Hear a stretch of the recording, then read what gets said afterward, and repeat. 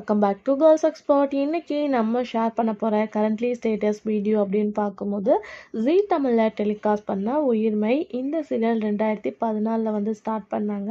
ரொம்பவே few episode தான், but எல்லாத்துக்குமே ஞாபகம் இருக்கும் அப்படின்னு நினைக்கிறேன். நிறையா பேர் நமக்கு ஓட்டும் பண்ணியிருந்தாங்க. ஸோ இன்னைக்கு இந்த உயிர்மை சீரியலில் ஆக்ட் பண்ண ஆக்டர்ஸ்லாம் இப்போ எப்படி இருக்காங்க, அவங்களோட கரண்ட்லி பிக்சர்ஸ் தான் நம்ம இன்னைக்கு இந்த வீடியோ ஷேர் பண்ண போகிறோம். ஒரு 15 இயர்ஸ், அதாவது 15 வருஷத்துக்கு அப்புறம் இந்த ஆக்டர்ஸ்லாம் இப்போ எப்படி இருக்காங்க அப்படின்னு சொல்லிட்டு பார்க்கலாம். இதில் மெயின்லியில் நிறைய ஆக்டர்ஸ் வந்து ஆக்ட் பண்ணியிருப்பாங்க. ஃபேமஸ் மூவி ஆக்டர் அமலா வந்து ஆக்ட் பண்ணியிருக்காங்க. அதுக்கு ஆஃப்டர் ஸ்ருதிகா, சந்தீப் அப்படின்னு சொல்லிட்டு நிறைய பேர் இந்த சீரியலில் ஒர்க் பண்ணியிருக்காங்க. ஃபியூ எபிசோட் தான், பட் வந்து ஸ்டோரி லைன் அப்படின்னு பார்க்கும்போது ஃபுல் அண்ட் ஃபுல் வந்து ஒரு ஹாஸ்பிட்டல் கான்செப்டை வந்து மெயின்டைன் பண்ணி தான் இந்த சீரியல் ஸ்டோரி ரன் பண்ணியிருப்பாங்க.